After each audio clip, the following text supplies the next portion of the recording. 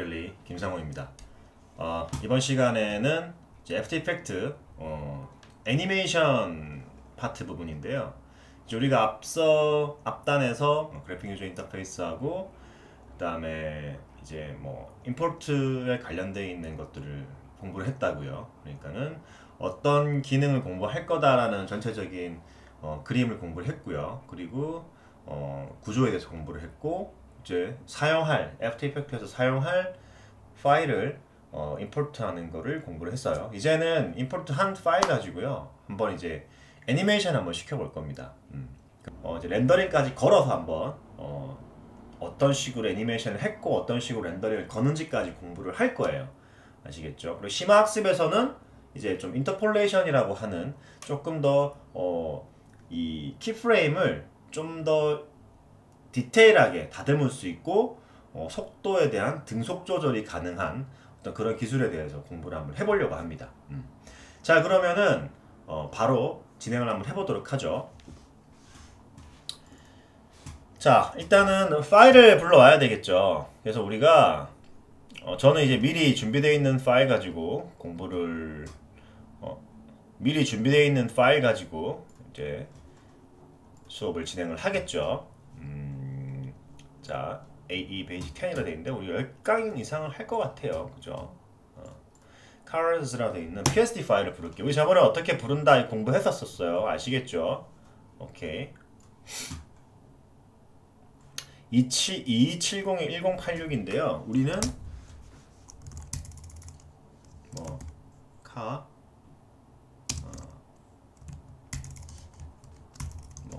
뭐라고 할까요? 애니메이션 베이직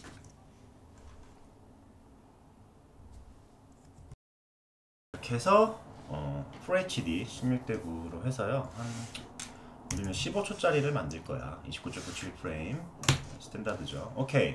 자, 그러면 이걸 이렇게 불러와도 되긴 한데요. 저는 각각 객체를 공부할 거기 때문에 컨트롤 C를 누른 다음에 컨트롤 V에 여기다 붙이겠습니다.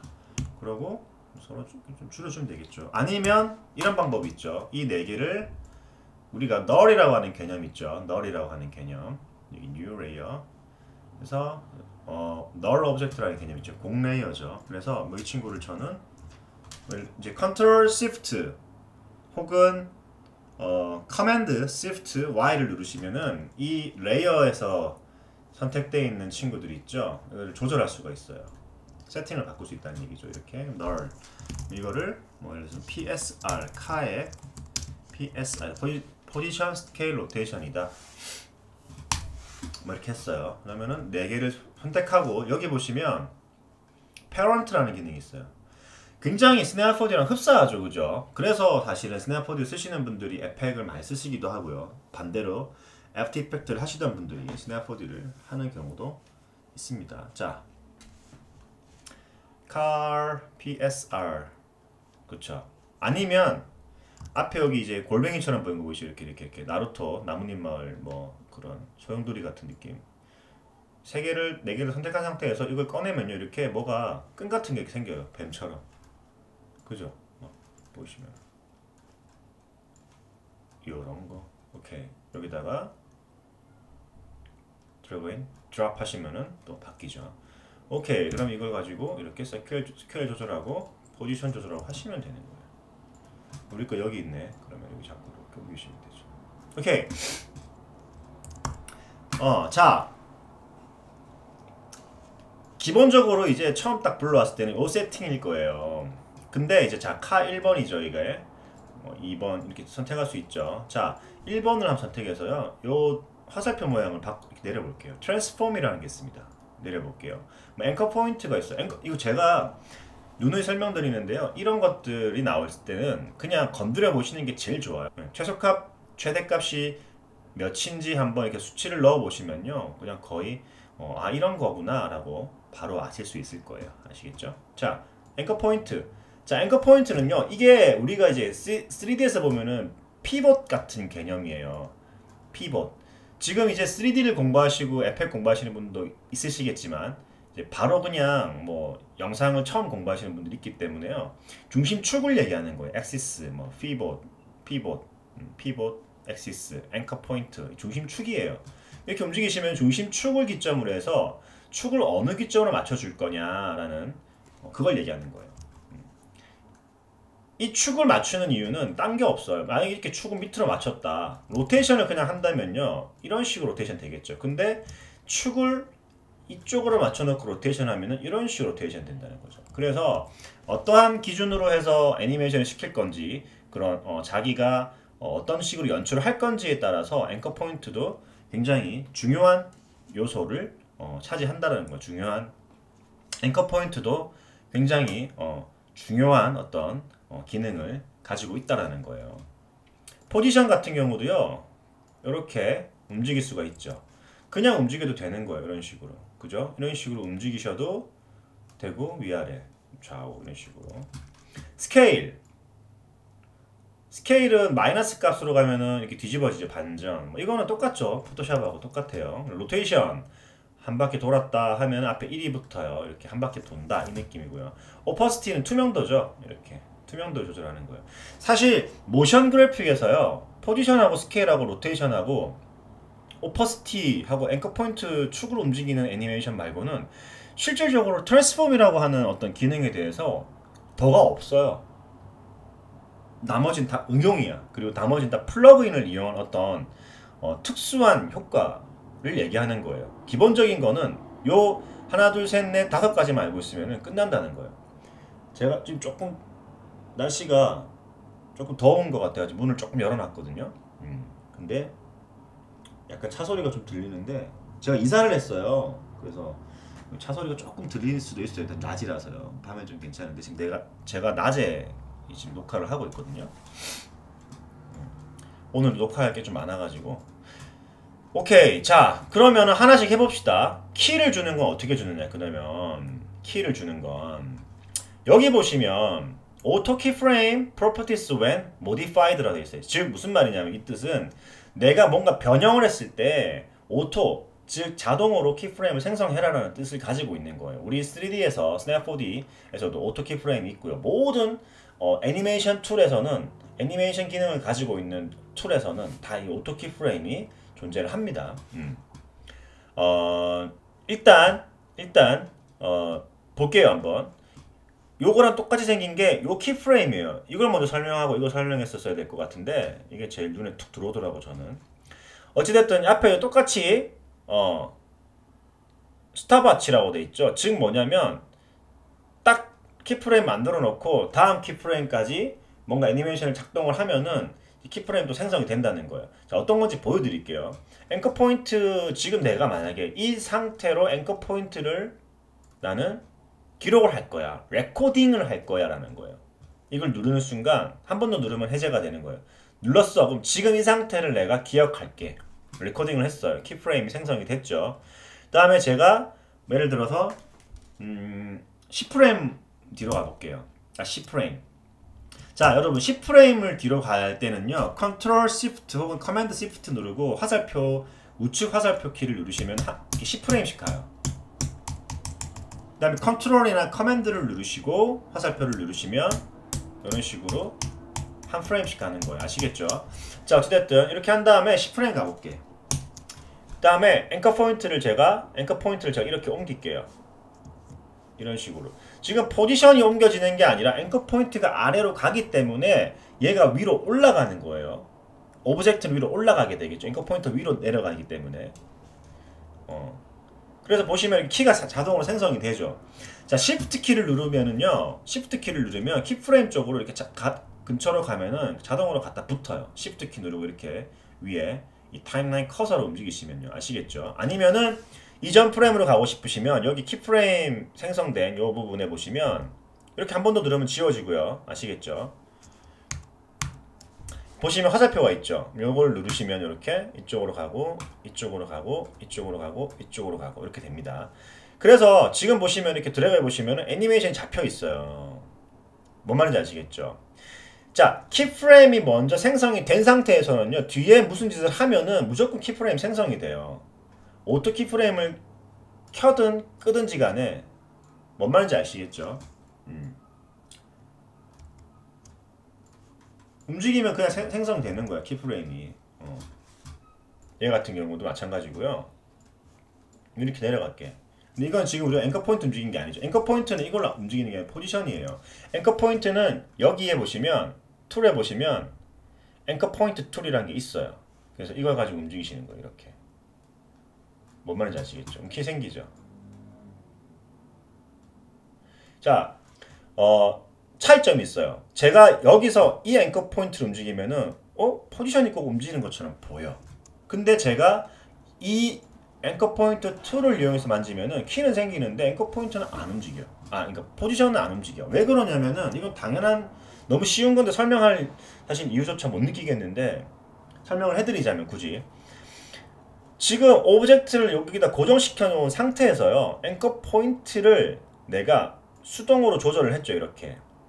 그러면은 무슨 얘기냐면요 지금 이걸로 움직이는 거는 앵커 포인트를 움직이는 게 아니라 앵커 포인트의 위치는 그대로 두고 자동차의 위치를 바꿔서 앵커 포인트를 이렇게 옮기는 역할을 하는 거예요. 아시겠죠? 포지션하고 좀 다른 개념입니다. 앵커 포인트를 즉 고정을 해놓고 픽스드된 상태에서 움직이는 거고요. 얘는 그냥 자동차 모양하고 상관없이요. 그냥 앵커 포인트만 움직이는 거기 때문에 서로 차이점이 있는 거예요. 뭐 이거 설명할 이유는 사실 없어요. 굳이 그냥 여러분들이 이거 앵커 포인트 옮기면 되는 거지 이렇게 생각하시면 되고요. 앵커 포인트를 움직여서 애니메이션 하는 경우가 뭐 글쎄요 그렇게 많지는 않을 거라고 저는 생각을 해요. 자, 앵커 포인트는 이런 거예요. 아시겠죠? 이런 식으로 움직일 수 있다. 자, 그 다음 두 번째. 자, 그리고 하나 더 가르쳐 드릴게요. 만약에 이렇게 나 앵커 포인트 움직여야지 라고 해서 이거 클릭하고 요거 클릭하고 해서 이렇게 내려와야 되잖아요. 그러지 마시고 단축키로는요 A키 누르시면 앵커 포인트가 바로 튀어나와요. 한 번 더 누르면 숨겨요. 아시겠죠? 되게 쉽죠? 그러면 포지션, 스케일, 로테이션은 당연히 PSR이겠지. 그죠? 그리고 오퍼시티는 O인가? T예요. T. 오퍼시티는 T예요. T. 아시겠죠? T입니다. T. 여기 뭐야? 자, 자, 이건 저번에 가르쳐 드렸죠. 홈키, 엔드키, 홈키, 엔드키, 홈키, 엔드키라고 했어요. 자, 그 다음 그러면은 얘 같은 경우도 한번 봅시다. 열어놓고 볼게요. 그냥 뭐 포지션이에요. 자, 오토 키프레임은요 말 그대로 그냥 오토인데 사실 첫 단추만 좀 다를 뿐인 거예요. 지금 키프레임이 안 켜져 있기 때문에 내가 이걸 옮겨봐야 키가 안 생겨요. 근데 이 오토 키를 누른 상태면은 일단 움직이면 무조건 키를 주는 거기 때문에 차이점이 있는 거예요. 오토 키 꺼도 상관없어요. 처음에 그냥 내가 나 이거 오프라임에서 요거 레코딩 할래 라고 해놓고 시작해도 되는 거니까. 아니면 옮겨놓고 레코딩을 하면 되는 거니까. 뭐 이래나 저래나 결과값이 똑같다는 거. 자, 포지션 클릭하죠.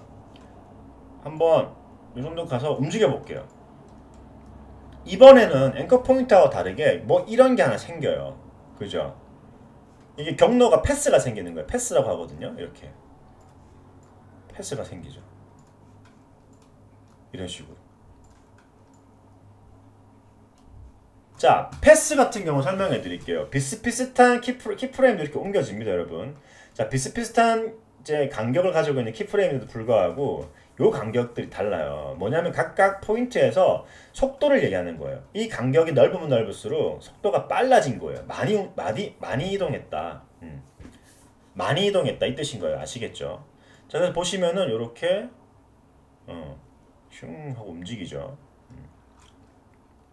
만약에 내가 하다가 보니까 위에 1번에 키가 들어가 있네? 키가 진짜 들어가 있나? 열어봐야지. 짝. 키 들어가 있구나. 이렇게 하지 마시고요. 실제로 키가 들어가 있는 어떤 항목만 보시려면요. 단축키로 U키를 누르시면 돼요. 아시겠죠? 단축키로 U키를 누르시면은 이렇게 키프레임만 보실 수 있으세요. 되게 유용하죠. 만약에 뭐 내가 이펙트 여러 개에다가 키프레임을 줬다. 그랬을 때 이 키프레임을 확인을 해야 된다. 그 부분만 지우던지 뭐 수정을 해야 된다라고 했을 때는 이 단축키가 굉장히 유용하다고 보실 수 있습니다. 자, 이렇게 했어요. 결과적으로 애니메이션 된 거는 어떻게 확인해야 되냐. 일단은 0키, 숫자 0키를 누르시던지 아니면 여기 보시면 램 프리뷰라는 게 있어요.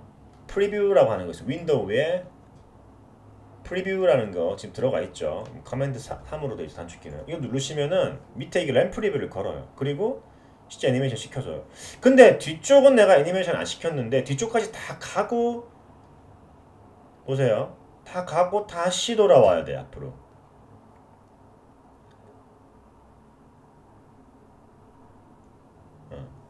자, 이럴 때는요. 아, 나 여기까지만 애니메이션 확인하고 싶은데 뭐 이렇게 해가지고요. 어떻게 하냐면요. 단축키로 N키를 누르시면은 이렇게 뒤가 따라오는 거고요. 나 근데 요 정도부터 확인할래라고 하면은 단축키 B키, BN, 키보드에서는 BN이 서로 붙어 있습니다. 그래서 B는 앞에 부분이고 N은 뒤쪽 부분이다. 그냥 이렇게 쉽게 외우시면 돼요. 아시겠죠? 다시 홈 누르고 다시 B 누르시면 되죠. 그럼 또 꽉 차죠. 다시 제로키 누르거나 이 키 아니면 제로키 누르시면 돼요. 그럼 램프립이 다 걸리면 이렇게 애니메이션 되는 거예요. 계속 반복하는 거죠. 그죠? 아까 이쪽은 좀 간격이 넓었기 때문에 빠른 거죠. 쉽죠? 자, 그 다음 스케일이에요. 스케일도 마찬가지예요. 스케일은 100%가 지금 이 원래 내가 소스로 만들었던 상태를 그 상태를 스테이트를 이제 100%라고 인식을 하는 거예요. 자, 1초에서 뭐 이만큼 커지자. 그 다음 뭐 이쯤에서 아예 없어지자. 뭐 이런 식이다. 그럼 다시 렌더링 걸어볼게. 램 프리뷰를. 뭐 이런 거죠. 커졌다가 슝 작아지고, 커졌다가 슝 작아지고, 커졌다가 슝 작아지고. 쉽죠? 네. 그 다음 이것도 뭐 스케일만 들어가 있는 거고, 뭐 포지션인가요? 포지션만 들어가 있는 거. 아니면 U키만 눌러도 이렇게 나온다는 거. 아니면 포지션만 누르면 포지션만 나온다는 거. 아시겠죠? 자, 얘 같은 경우는 로테이션 시켜볼게요. 로테이션 해서 뭐 예를 들어서 키가 뭐 들어가 버렸네. 지우면 됩니다. 키는 선택해서 델리트 해버리면 돼요. 홈키로 가서 자, 로테이션 키를 줄게요. 그 다음에 1초에서 내가 이쪽으로 한 바퀴 돌 거야. 그 다음에 다시 이쪽으로 반대로 다시 돌아갈 거면 그냥 0 주면 되겠죠. 이렇게 좋은 번호로 올 거야. 다시 키프레임 잡아볼게. 무슨 말인지 알겠죠? 이게 다예요. 그 다음에 이제 오퍼시티인데요. 오퍼시티 같은 경우는 말 그대로 자, 만약에 나는 처음에는 없다가 요 프레임에서는 100이 됐다가 여기서는 다시 0이 될래. 이런 겁니다. 아시겠죠? 오퍼시티는 너무 쉽죠? 이 키프레임을 주는 방법만 알고 있으면요, 이거 뭐 앵커 포인트다, 포지션, 스케일, 로테이션, 오퍼시티 이걸 모르는 사람은 없겠죠. 예, 기본적으로 이 정도는 단어를 알고 있고 어떤 건지 이해를 하는 사람들이 이 작업을 할 거니까요. 굉장히 중요한 요소입니다. 이게 기본 포인트이기 때문에 모든 애니메이션을 하는 어떤 애니메이션이든 편집이든 하는 어떤 툴들의 기본적인 속성 값이기 때문에요. 이걸 모르시면 안 돼요. 아시겠죠? 자, 그래서 지금 보시면은 뭐 포지션, 스케일, 로테이션, 뭐 앵커 포인트, 오퍼시티, 그 다음에 뭐 램 프리뷰 걸고 하는 걸 다 했어요. 자, 만약에 그러면은 내가 아까 얘 같은 경우도 따로 또 그죠? 이렇게 할 수 있겠죠. 지금 내가 이게 페어런트 시켰잖아. 페어런트. 여기서 50이 됐다가 다시 100으로 만들 수도 있겠지. 전체를 다 컨트롤을 할 수 있다는 거예요. 자, 근데 이제 얘는 단지 그냥 포지션, 스케일, 로테이션만 관여를 합니다. 오퍼시티는 당연히 관여를 안 해요. 아시겠죠? 100이든 0이든. 오퍼시티는 개별 인디비주얼 엘러먼트들에게만 해당이 되는 거예요. 자, 인디비주얼 뭐 레이어라고 합시다. 개별적인 레이어들만 해당이 되는 거예요.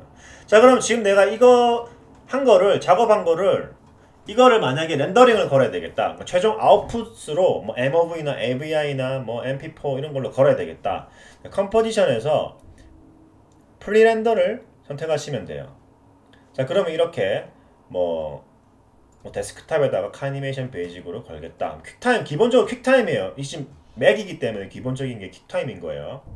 자, 맥 버전에서는 이렇고요. 윈도우 버전에서는 컨트롤 M 누르시면은 렌더링 이 창이 나와요. 렌더 큐라고 하는 창이 나옵니다. 아시겠죠? 탭이 나옵니다. 탭이죠. 뭐 여기서 윈도우도 똑같이 여기서 또 프리렌더도 선택이 돼요. 아시겠죠? 자, 여기 보시면 두 가지가 있어요. 렌더 쪽에 렌더 세팅이 있는데, 자, 렌더 베스트 세팅 돼 있죠. 들어가서 베스트 풀 확인하시고 오케이 누르시면 돼요. 베스트 풀 이게 기본이에요. 오케이. 다음에 아웃풋 모듈 여기서 선택도 되는데요. 그냥 여기 커스텀 퀵타임 돼 있죠. 기본적으로 퀵타임 돼 있고 H264 뭐 MP4겠죠. 이런 식으로 뭐 퀵타임으로 갑시다. 퀵타임으로 해볼게요. 기본적인 퀵타임 H264 코덱을 씁니다. 오케이 누를게요. 그 다음에 RGB 값, 알파 값, RGB 플러스 알파는 아니죠. 이 H264 자체가 알파 값을 가지고 있는 그건 아니기 때문에. 자, 사이즈 뭐 리사이즈 할 거면은 이렇게 보시면 되는데 리사이즈 안 할 거다. 예를 들어서 오디오는 없죠. 오토기 때문에요. 오디오가 있으면 걸리는 거고 없으면 끄는 거고 뭐 그런 거예요. 오프로 해놓아 볼게요. 오케이. 자, 그 다음에 누르시면 아까 처음 저장했던 저장에 대한 경로를 또 확인을 할 수 있는 거예요. 또 바꿀 수도 있고 이름도 바꿀 수 있고. 아시겠죠? 오케이 누르시고 이제 다 보시면은 베스트 세팅 뭐 커스텀 퀵타임 세팅 다 됐다는 거예요. 실제 경로 나오고 뭐 여기 대해선 이제 렌더 세팅 정보가 나오겠죠. 아웃풋 모듈 세팅 부분에서는 렌더 세팅도 마찬가지고요. 지금 내가 어떤 식으로 세팅했는지를 다 이렇게 화면으로 미리 보기를 할 수가 있습니다. 아시겠죠? 그 다음에 렌더 누르시면 돼요. 포즈 누르시면 잠깐 정지, 컨티뉴 누르시면 그대로 가는 거고, 스탑은 아예 다시 하는 거예요. ESC 키 누르는 건 똑같아요. 컨티뉴. 다 되면 이런 소리가 납니다. 그리고 이게 비활성화가 돼요. 아시겠죠? 그러고 아까 렌더링 건 이제 폴더에서 확인을 해보는 거죠. 바탕화면 폴더에서 보시면 이렇게 애니메이션 걸린 퀵타임 MOV 파일을 확인을 할 수가 있어요. 지금 제가 이제 프리뷰로 본 건데 퀵타임으로 볼게요. 이런 식으로 최종적인 렌더링을 걸어보는 거예요.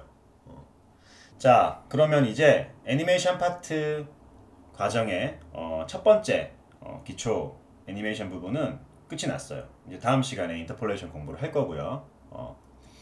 실제로 어떠한 실무를 가든지요, 지금 오늘 배운 이 트랜스폼이 다예요. 모든 모션 그래픽 정말 소름이 돋는 모션 그래픽들도 이걸 기준으로 해서 공부를 하는 거예요. 이걸 기준으로 해서 작업을 하는 거고, 이걸 기준으로 해서 아웃풋이 나오는 거예요. 이 중간에 뭔가 끼는 건 없어요. 정말 특수한 어떤 플러그인이나 어떤 뭐 여러 가지 요소들이 첨부되지 않는 이상 그 요소들 또한 이 트랜스폼, 앵커 포인트, 스케일, 포지션, 로테이션, 오퍼시티 이게 끝입니다. 기본 재료예요. 그렇기 때문에 이 부분은 정말 공부 열심히 하시고요. 그 다음에 정말 공부 열심히 하신 것보다도 배로 더 많이 테스트 하셔야 되고 더 많이 연습을 하셔야 돼요. 아시겠죠?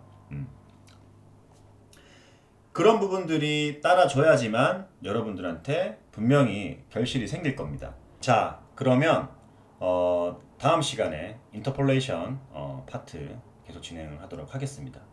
혹시라도 제 영상을 보시면서 구독을 안 하신 분들은 구독 부탁드리겠고요. 영상이 도움이 되셨다, 영상에 대한 정보가 나한테 유익했다라고 하시는 분들은 좋아요 한번 부탁드리겠고요. 영상에 대해서 여러 가지 첨언이나 아니면은 뭐 궁금한 점에 대해서 여쭤보실 분들은 또 댓글 부탁드릴게요. 자, 그러면은 다음 시간에 뵙도록 하겠습니다. 수고하셨습니다.